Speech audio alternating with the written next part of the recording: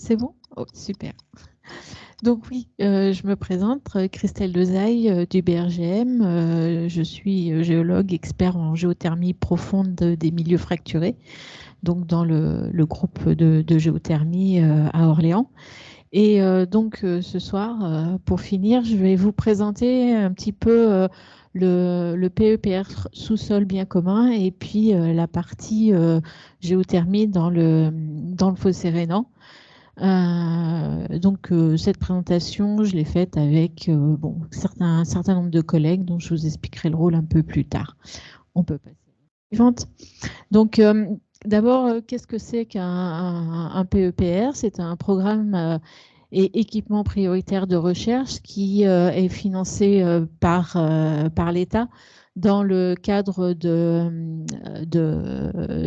France 2030 pour des actions de recherche fondamentales et dans le but de rester leadership dans certains domaines scientifiques, dont la transformation technologique, économique, sociale, sanitaire et environnementale. Donc, il y a deux types de PEPR, des PEPR d'exploration et des PEPR d'accélération. Nous, donc, notre PEPR sous-sol se classe dans la stratégie d'exploration. Donc, tous les PEPR sont un petit peu structurés de la même façon. On a un premier projet de gouvernance avec tout un volet éducation, communication. Un volet donc de projets ciblés. Ça, ce sont des projets un peu matures qui ont été présentés en même temps que le PEPR et qui vont être financés. Et ensuite, des projets qui vont être sélectionnés par un appel ouvert qui sera lancé par l'ANR sur la même thématique, évidemment, que le PEPR.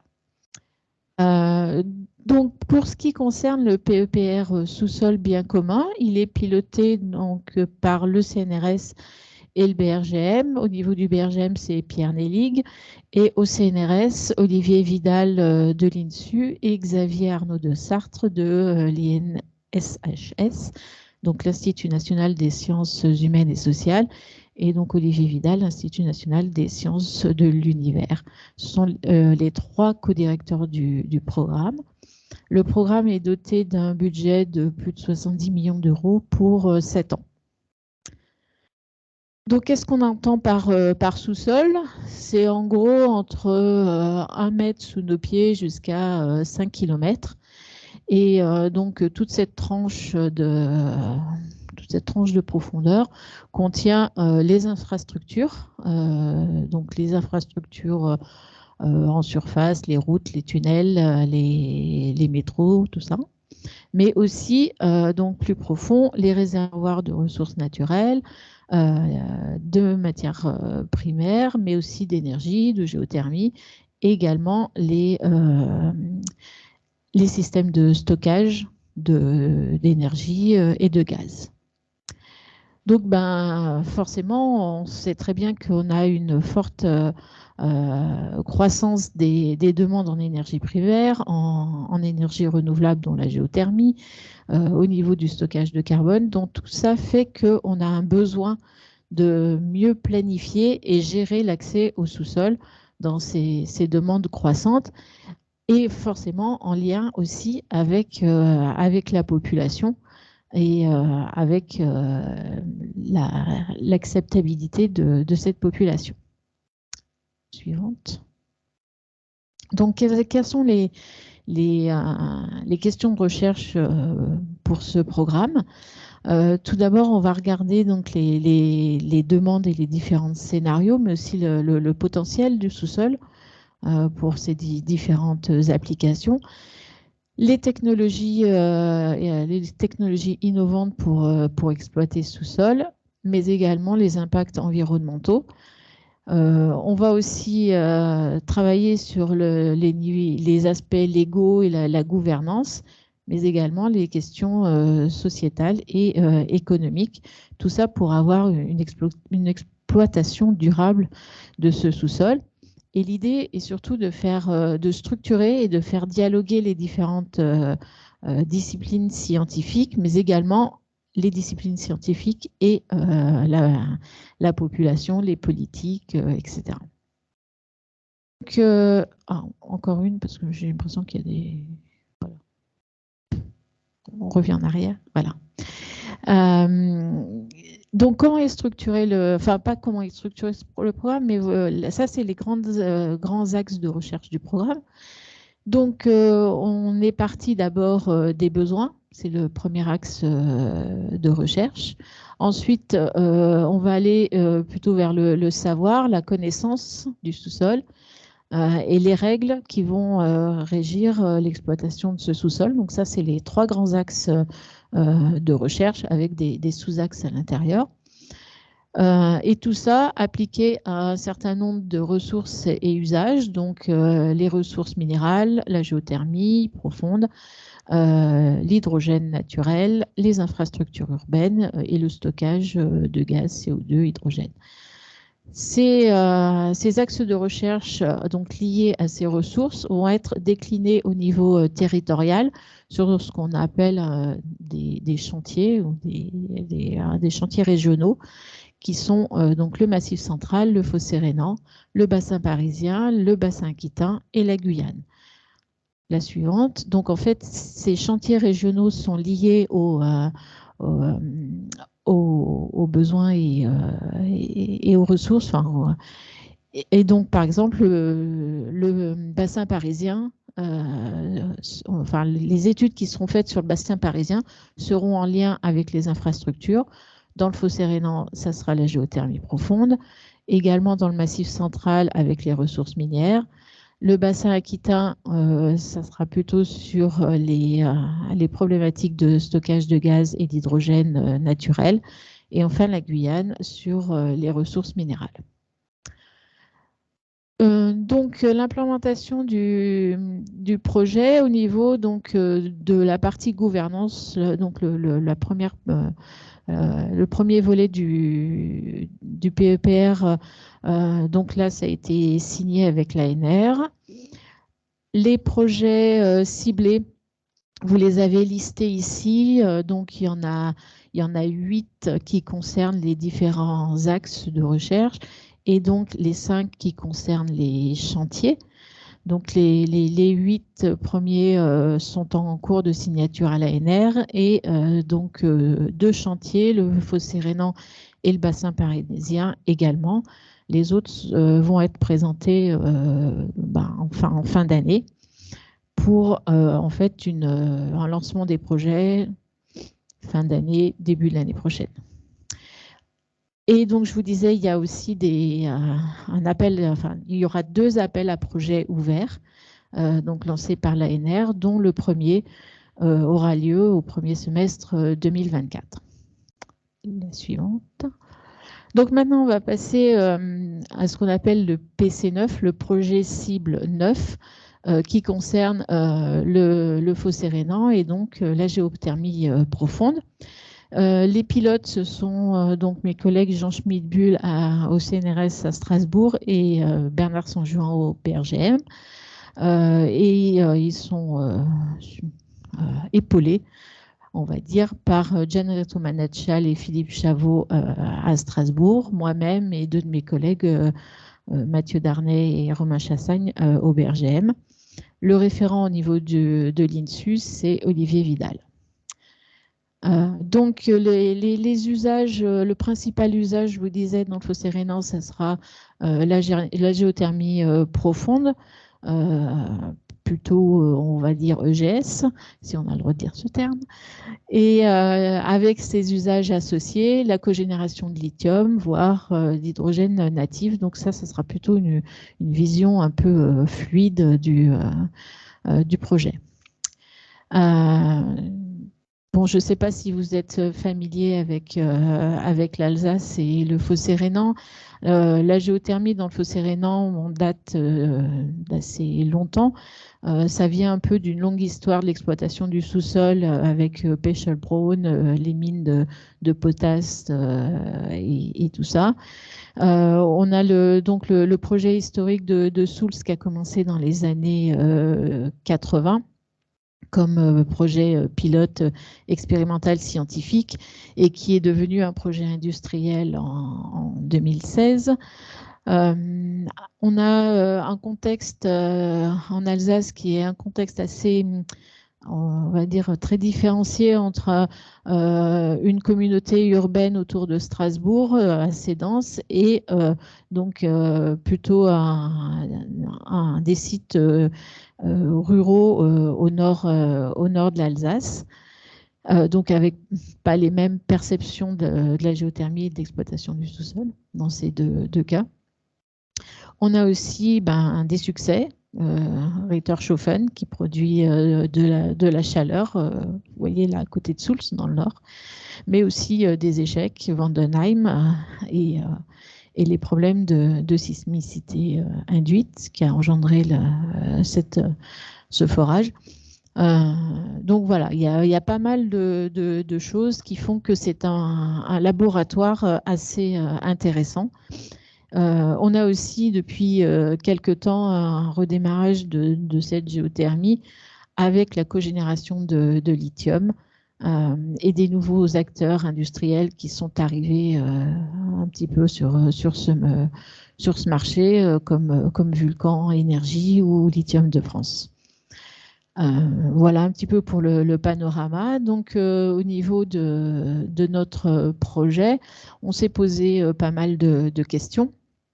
Pas mal de questions scientifiques autour évidemment de l'exploitation de la géothermie en lien avec par exemple le lithium et les autres éléments de la saumure. Comment évaluer toutes ces ressources et comment rendre l'exploitation plus efficace. Des questions aussi d'hétérogénéité spatiale, vous en parliez un peu tout à l'heure.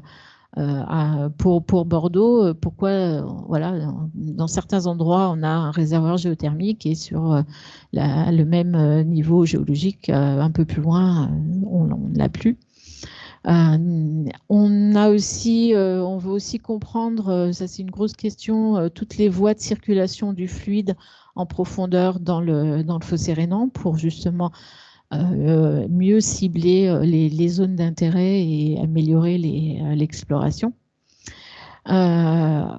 Évidemment, prévoir et éviter le déclenchement des micro-séismes quand on exploite ou quand on modifie le réservoir. Et pourquoi pas essayer de développer des déformations asismiques dans ces réservoirs.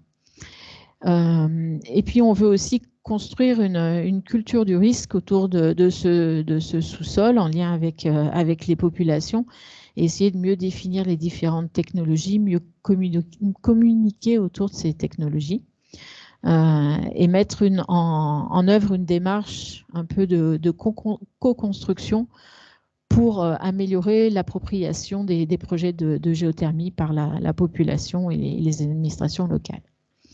Donc, du coup, notre projet s'oriente autour de 3 axes. Donc, un premier axe qui aura pour objectif de caractériser les hétérogénéités spatiales des réservoirs, alors au niveau de l'interface socle-couverture, mais aussi au niveau d'autres formations dans la couverture sédimentaire qui sont pas très regardées pour l'instant. Et je pense en particulier à la grandolite. On voudrait aussi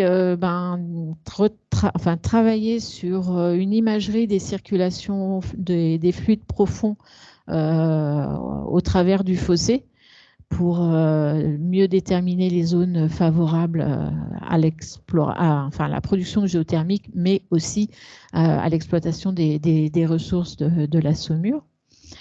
Et puis, définir un nouveau cadre d'utilisation du sous-sol et proposer une approche de recherche et innovation responsable pour les populations locales et l'administration. Donc, la méthodologie est double, en fait. On veut partir de données existantes.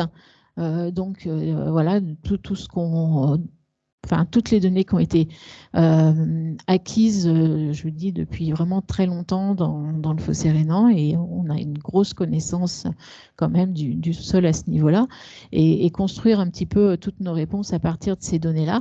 Mais on voudrait aussi identifier les données manquantes et les informations qui nous manquent pour répondre à ces questions, pour aller vers, en fait, proposer un projet de forage profond dans le cadre de l'ICDP, l'International Continental Scientific Drilling Programme, mais qui sera un petit peu le but ultime de notre projet.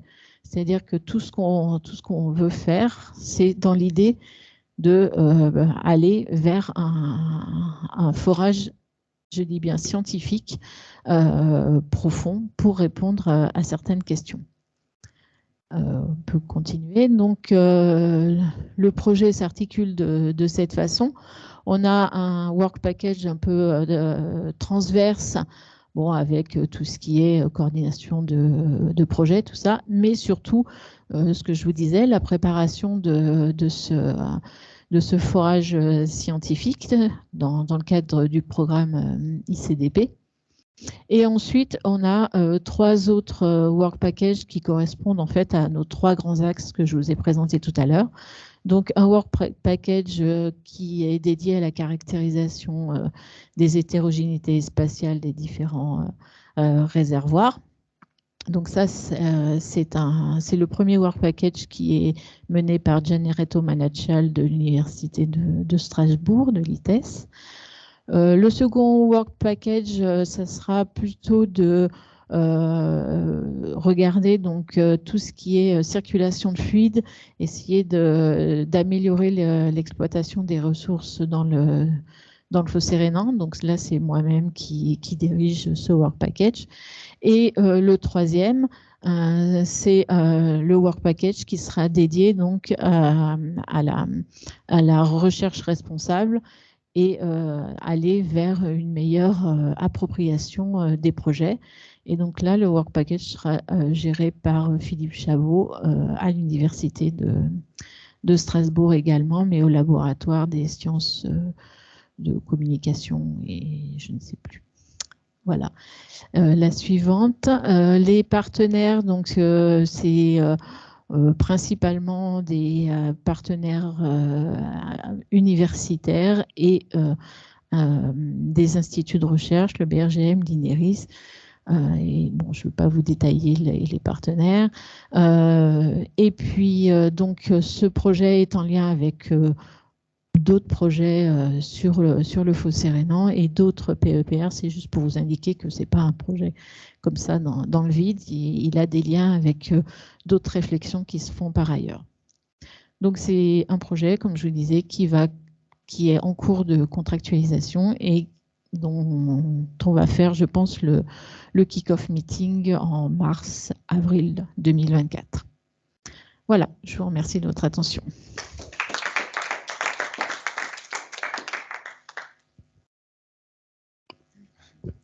Merci, il faudra donc qu'on vous réinvite d'ici quelques années pour les résultats, c'est ça? Ça, on prend date. Est-ce qu'il y a des questions dans l'Assemblée? Oui. Oui, Roger Cogent, c'est une question de Béotien. Je voudrais savoir pourquoi il n'y aurait que le lithium parmi les éléments rares de récupérables dans ces opérations. Parce qu'on parle que du lithium de récupérable. Pourquoi n'y aurait-il pas d'autres éléments à récupérer? Alors, je sais, alors, je ne suis pas très géochimiste, mais il y a peut-être d'autres éléments à récupérer, il me semble. Le lithium, en fait, il y a une teneur en lithium dans ces saumures géothermales chaudes et très salées qui est assez important et qui est suffisamment important pour pouvoir être exploité. Et vu la demande actuelle de lithium, à cause des batteries de voitures et tout, ça vaut le coup de s'attacher à la récupération de ce lithium. Je ne suis pas sûre que les autres éléments, voilà, aient un intérêt économique, je dirais. Oui, pas aujourd'hui. C'est pareil, est-ce qu'on nous entend à distance? Oui, oui, oui. C'est Christophe, Didier, bonjour Roger. C'est juste pour exprimer, compléter, il n'y a aucune raison qu'il n'y ait que du lithium d'intérêt dans les fluides profonds. Il s'avère que dans le cadre du fossé rhénan, il existe cette ressource-là. Maintenant, dans d'autres secteurs, le lithium n'existe pas dans les fluides géothermaux profonds. Par contre, il peut y en avoir d'autres. La question peut se poser sur l'hydrogène aussi, au-delà des ressources minérales. Donc, il s'avère que le contexte là est favorable à la présence de lithium, mais dans d'autres contextes géologiques, il peut avoir un intérêt à valoriser des substances qu'on remonte au travers des sous-murs pour en extraire une valeur de substances d'intérêt. Voilà. Donc, ce n'est pas systématiquement le lithium, et ce n'est pas que le lithium.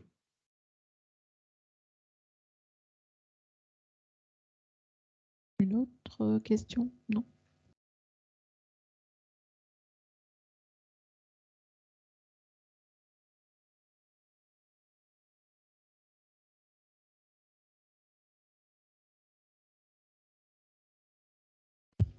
Moi, il y en a deux petites. La première, c'est que le fossé rhénan, alors si je me trompe complètement, il faut me le dire, mais il est partagé avec l'Allemagne, non? Voilà. J'ai vu qu'il y avait un partenaire allemand dans les Related Projects là, qu'on voit, le Franco-German ANR AIS. Eux-mêmes, ils sont un peu partie prenante dans ces projets sur leur côté du Rhin.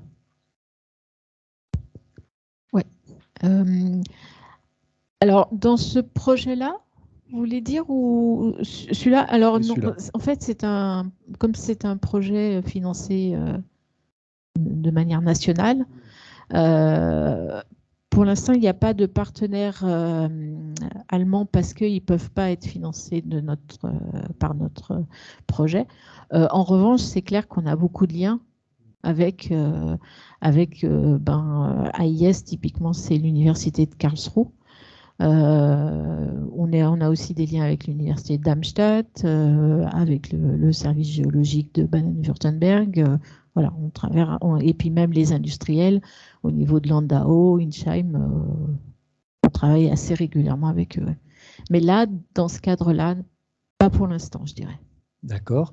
Et l'autre question, c'est qu'il y avait 5 régions. Alors, si je reviens un peu en arrière, on était sur cette diapositive-là, enfin celle-ci. Alors, par rapport au sujet de l'après-midi sur la géothermie, on a un autre site sur lequel on n'a pas été, le temps manquant sans doute, mais c'est le Massif central. Est-ce que c'est l'anomalie géothermique de Limagne qui est ciblée, ou en fait c'est beaucoup plus vaste et il y a une question plus systématique sur cette zone géologique de France? Alors, je ne suis pas impliquée directement dans le projet Massif central. Dans les dernières discussions que j'ai eues, il me semble que c'était pas franchement sur la Limagne, plus sur Schautzegg, me semble-t-il. Mais alors, Armand Pomard. J'ai pas forcément plus d'éléments, mais en tout cas, sur les porteurs de projets, il y a actuellement des permis exclusifs de recherche en dehors de la Limagne et qui visent notamment à exploiter des zones de failles crustales, donc des projets encore différents de ceux qu'on peut trouver dans du socle au fossé rhénan, donc dans du socle naturellement fracturé, où là des ressources sont visées dans des grandes failles, donc dans du socle, disons, traversé par des accidents plus grands. Voilà, mais ça, c'est plutôt des projets qui sont, enfin, déjà, je dirais presque industriels. Enfin, disons que c'est des PER, c'est dans le nord du Massif central. Là, dans le PEPR sous-sol, je pense il y aura des questions beaucoup plus fondamentales. Et voilà, sur pareil, la circulation des fluides et des choses comme ça. Un grand merci. C'est moi.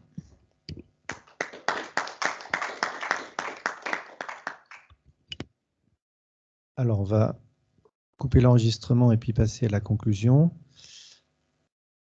Donc, nous avons encore 18 personnes connectées à distance.